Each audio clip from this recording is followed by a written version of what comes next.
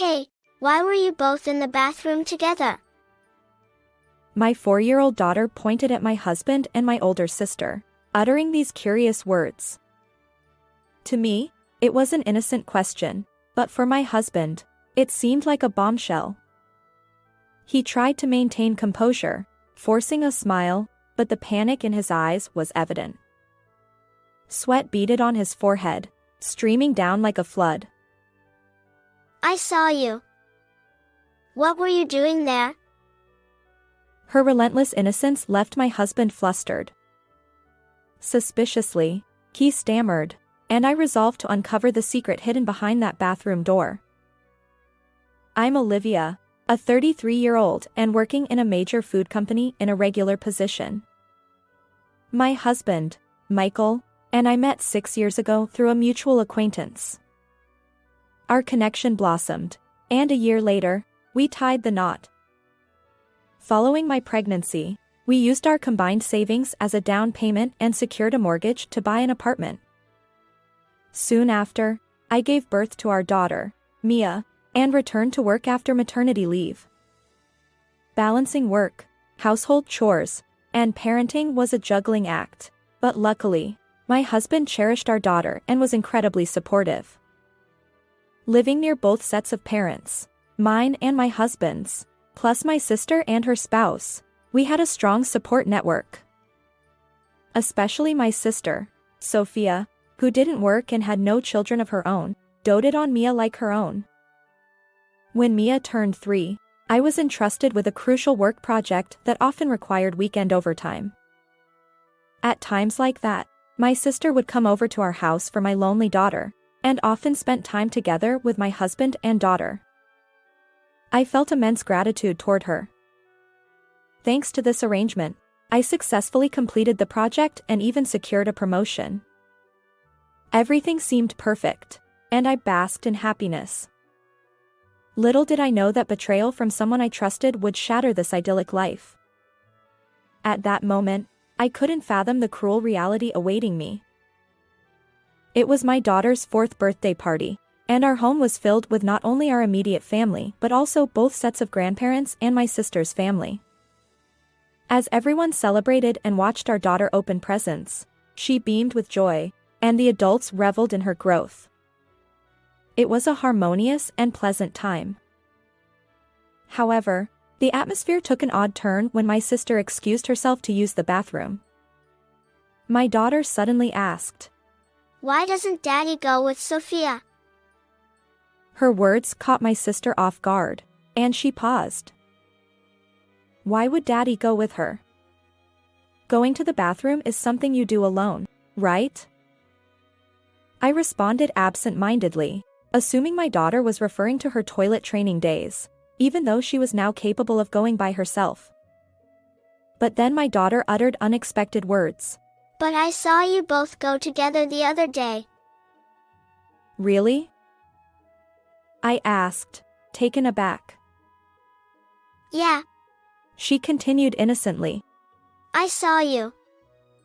But why were you both in the bathroom together? You're adults. That's weird.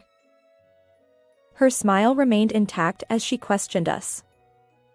What was Mia talking about? Confused, I glanced at my husband. His reaction was evident. He looked startled, eyes darting left and right, sweat forming on his forehead. Oh, last Sunday, right? We were fixing a clogged toilet together. He stammered. My sister chimed in. Yes, that's right. It was quite a challenge.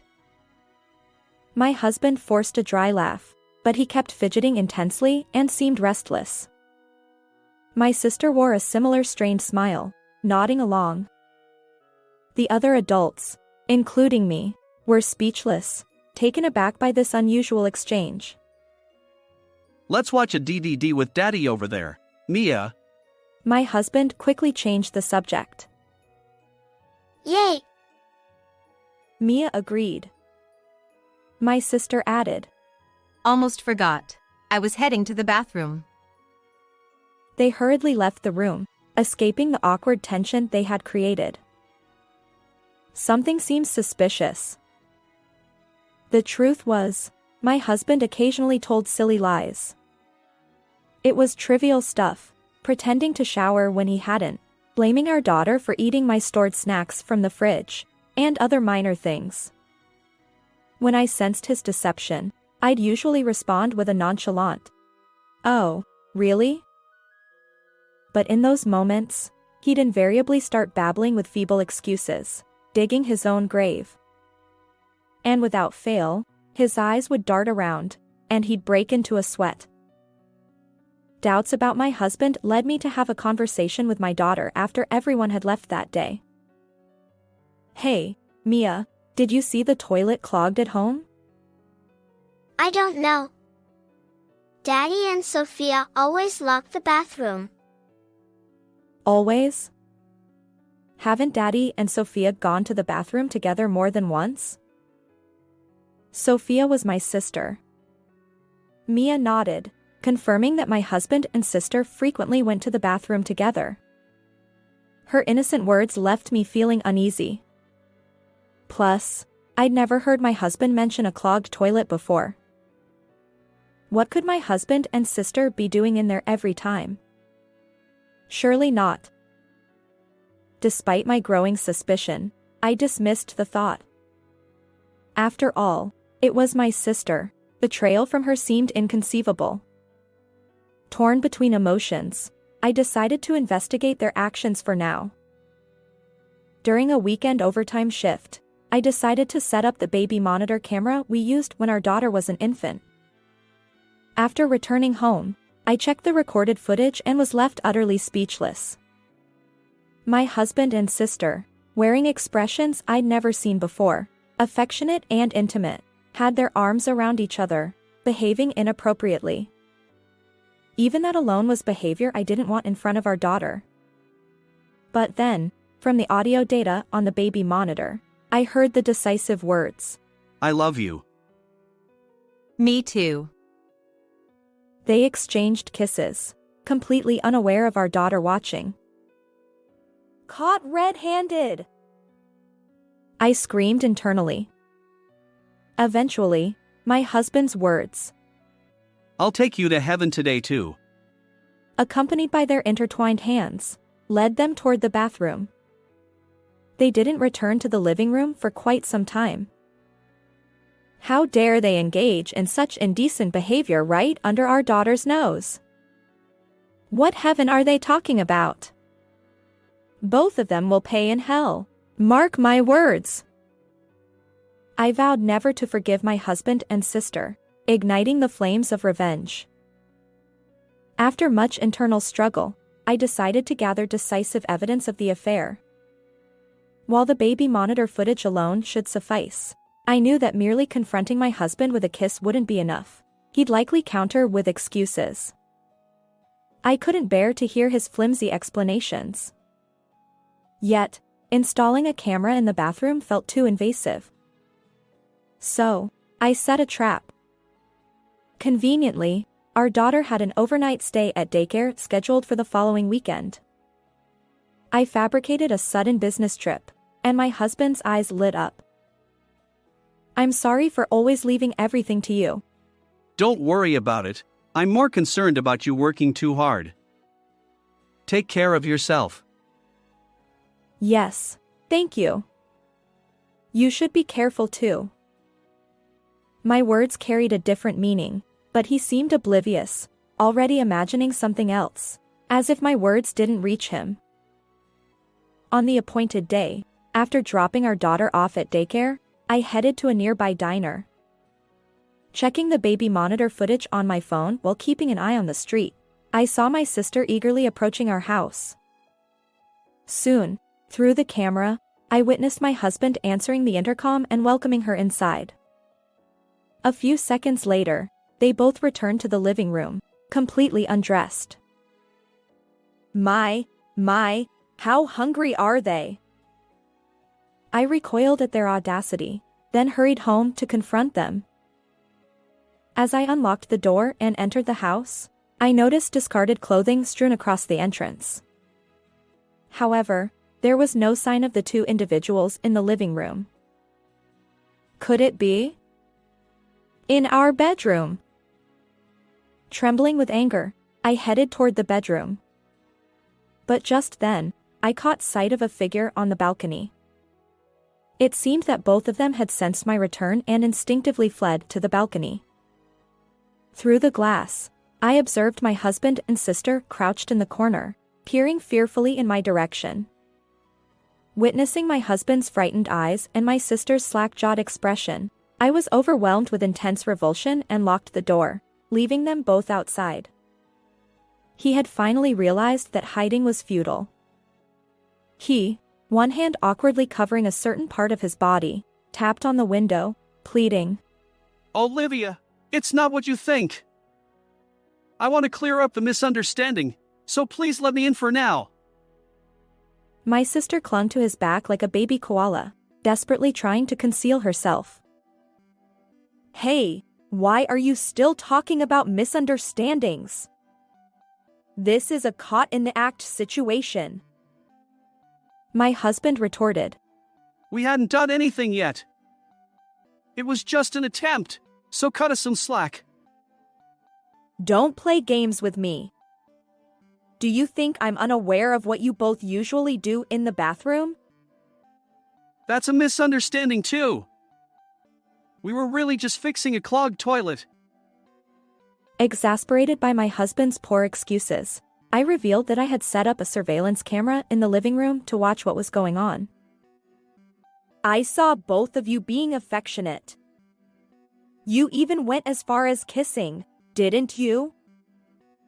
Hugs and kisses are just friendly gestures. I wanted to raise Mia to be friendly with people. Cheating doesn't fall under friendly gestures. So why did you both head to the bathroom afterward? That's because the toilet was clogged. We were planning to contact the manufacturer since it happened too frequently.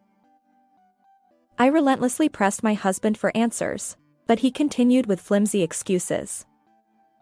He refused to acknowledge his guilt, and I was thoroughly exasperated by his unyielding attitude. As I remained silent, my husband switched tactics, using a soft voice to say, "It's cold," or "I might catch a cold."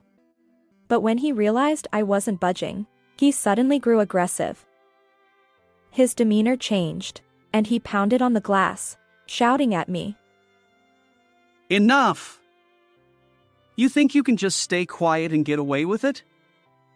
If you don't open up, I'll break this glass. I sighed at his despicable behavior. Fine, then admit your relationship with Sophia. Today isn't the first time, is it? Fine, I'll admit it. Sophia and I have been getting close in the bathroom for the past 6 months. Don't make a fuss over something so trivial. Wow, now you're just being defiant. You're truly despicable. As I unlocked the window, my husband and sister leaped inside like startled boars. Hey, how could you do this? He lunged at me, but in the next moment, he noticed the figure behind me and widened his eyes. Dad! And everyone else! In fact, on my way from the diner to home, I had contacted my parents, in-laws, and my sister's husband. Without needing a detailed explanation, they immediately understood the situation, having witnessed my husband and sister's strange behavior during our daughter's birthday party. They rushed over to support me. You shameless scoundrel! My husband, cowed by his father's angry voice, had lost all his bravado. Just then, our doorbell rang. It was a police officer. Apparently, a neighbor had reported suspicious activity on the balcony. My husband, clad in nothing but a bath towel, profusely apologizing to the police, curious neighbors, and onlookers who had gathered. Eventually, after the police left, my husband returned to the living room alongside my sister, both still wrapped in bath towels. They faced the stern reprimands of our respective parents. I'm sorry. It was just a momentary lapse. Olivia doesn't pay attention to me because of work, and I got carried away. I'm truly sorry too. My husband has been busy, and I felt lonely. Despite their tearful apologies, they continued to frame the situation as if my brother-in-law and I were somehow at fault. Do you really think those excuses will fly? However, my feelings for my husband had long since cooled, and I didn't even feel anger anymore. Enough. Let's get a divorce, I declared, thrusting the divorce papers I had already obtained from the registry office toward my husband. At that moment, my brother-in-law chimed in, also mentioning his divorce with my sister. Feel free to use these, I said, handing him an extra set of divorce papers. Wait a minute. Seeing the divorce papers, my husband's face paled, and he clung to me. Olivia, I'm sorry. I truly love only you. Let's start anew, like flushing away the past, just as we do with the toilet lever. What? What are you saying now? I can't forgive you for doing something indecent in Mia's presence. I had no choice. Sophia kept pestering me. Her persistence wore me out. Suddenly, my sister, who had been sobbing quietly, changed her expression. She grabbed my husband's hair and shouted at him. Hey, don't blame others.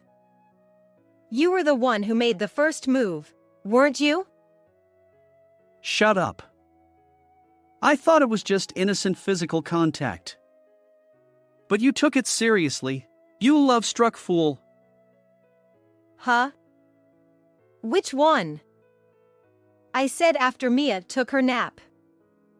But weren't you the one who couldn't wait and lured me to the bathroom? That's rich, coming from you. I suggested going to the bath. But wasn't it you who said the toilet would be more thrilling? The two began an ugly quarrel, trying to pin the blame on each other. Enough already. It doesn't matter who, it's just disgraceful.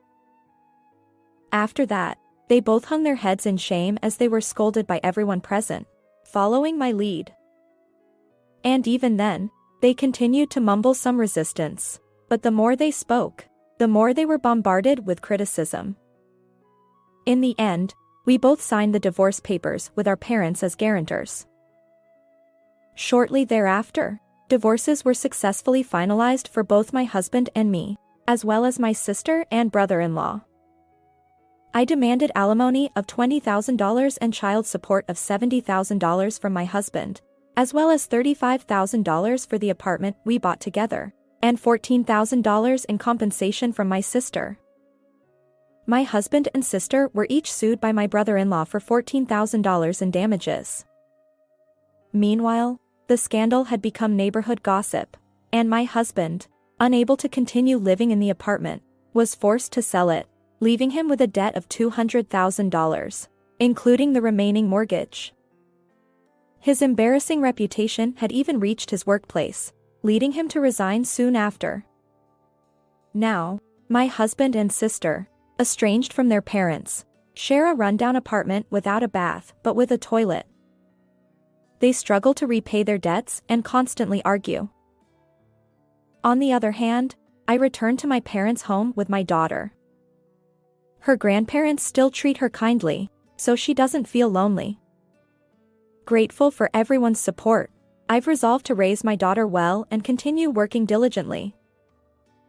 How did you find this story? Don't forget to subscribe to the channel. Until next time in the next video.